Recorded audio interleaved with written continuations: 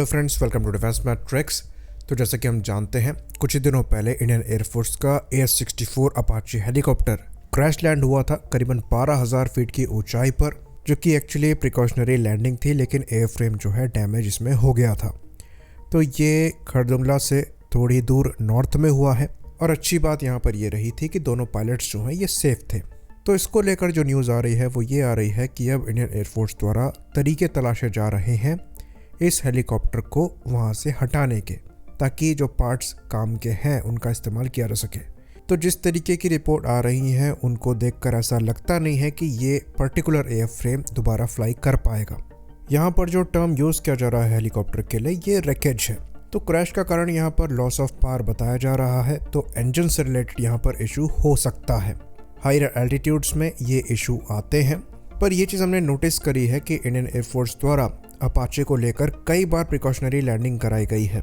तो सवाल यहाँ पर यह भी उठता है कि क्या इन प्लेटफॉर्म्स को इंडियन कंडीशन में ऑपरेट होने में परेशानी आ रही है, और अगर ये केस है तो इंडियन आर्मी द्वारा फर्दर अपाचेस ऑर्डर किए जाएं ये सेंस नहीं बनाता, क्योंकि एक अपाचे का जो कॉस्ट है ये 650 करोड़ का है, जो कि बहुत ही ज़्यादा महंगा है। इसके कंपैरिजन में हमारा जो स्वदेशी LCH प्रचंड है वो ऐसी ही कंडीशंस में ऑपरेट होने के लिए बनाया गया है, तो उन हेलीकॉप्टर्स के साथ कोई परेशानी नहीं आनी चाहिए। तो अभी जो सवाल यहाँ पर उठा हुआ है वो ये है कि ये हेलीकॉप्टर वापस कैसे आएगा।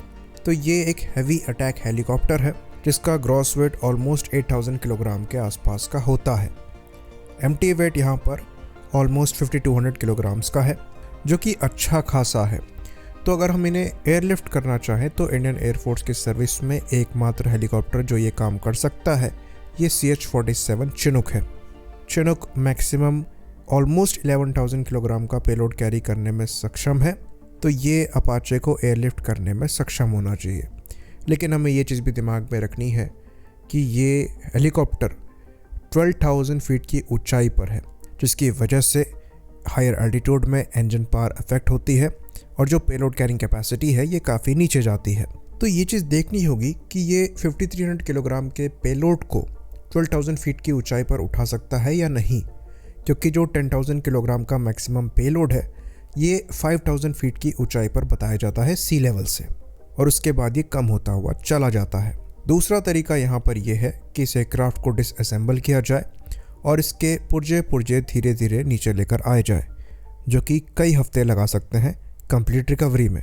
बाकी एक और केस यहाँ पर उठ रहा था कि अगर इंडियन एयरफोर्स के जो Mi-26 हेलीकॉप्टर्स हैं, जो कि दुनिया के सबसे लार्जेस्ट हेलीकॉप्टर हैं, वो सर्विस में होते तो वो शायद इन्हें एयरलिफ्ट कर पाते। खैर, फिलहाल के लिए ये हेलीकॉप्टर्स चंडीगढ़ में है और सालों से रखे गए हैं, अपग्रेड होने का वेट कर रहे हैं और फ्लाइबल कंडीशन में नहीं है।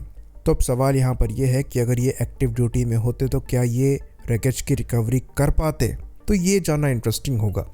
Mi-26 की जो पेलोड कैरिंग कैपेसिटी है ये 20 टन की है, यानी कि 20,000 किलोग्राम्स की है, लेकिन अगेन ये एक पर्टिकुलर एल्टीट्यूड के लिए है, मोस्ट लाइकली 5,000 फीट सी लेवल से हो सकता है। तो क्योंकि Mi-26 एक बहुत बड़ा हेलीकॉप्टर है, भारी भी है, तो इसलिए वो बहुत हाई एल्टीट्यूड में नहीं जा सकता, और वहाँ पर जो सर्विस सीलिंग लिमिट है ये 15,100 फीट पर आ जाती है, जो कि करीबन 5,000 फीट कम है चिनूक हेलीकॉप्टर से। तो ये देखना इंटरेस्टिंग होगा कि 12,000 फीट की ऊंचाई पर इसकी पेलोड कैपेसिटी कहाँ पर रह जाती है, क्योंकि वो एल्टीट्यूड इस हेलीकॉप्टर की एब्सोल्यूट लिमिट के काफ़ी पास में है। पर क्योंकि इस हेलीकॉप्टर की जो पेलोड कैरिंग कैपेसिटी है ये बहुत ज़्यादा है, तो हो सकता है ये 5,000 से 5,500 किलोग्राम का पेलोड कैरी करने में सक्षम हो, वो भी 12,000 फीट की ऊंचाई पर। बट अगेन ये इफ़ और बट वाला सिनेरियो है। बाकी चीज़ें इस फैक्टर पर भी डिपेंड करती हैं कि वहाँ का टेरेन कैसा है। अगर टेरेन अच्छा नहीं है तो हो सकता है हेलीकॉप्टर द्वारा रिकवरी जो है ये ज़्यादा रिस्की हो। पर फिर भी Mi-26 हेलीकॉप्टर खाली इंडियन एयरफोर्स के लिए नहीं बल्कि इंडिया के लिए काफ़ी इम्पॉर्टेंट एसेट है, और ऐसी इम्पॉर्टेंट रिकवरीज के लिए ये पास्ट में भी काफ़ी ज़्यादा इस्तेमाल किया गया है और आज भी इसकी जो नीड है ये महसूस होती है। होपफुली इंडियन एयरफोर्स द्वारा ये जो लॉन्ग पेंडिंग ओवरहॉल और अपग्रेड प्रोसेस है इसको कंप्लीट किया जाए, ताकि ये हेलीकॉप्टर दोबारा से इंडियन एयरफोर्स की सर्विस को ज्वाइन कर सके और ऐसे इम्पॉर्टेंट कामों में इस्तेमाल किया जा सके। आई होप इन्फॉर्मेशन यहाँ पर क्लियर रही हो। इसी बात पर इस वीडियो को हम ख़त्म करेंगे। लाइक करिए, सब्सक्राइब करिए। जय हिंद।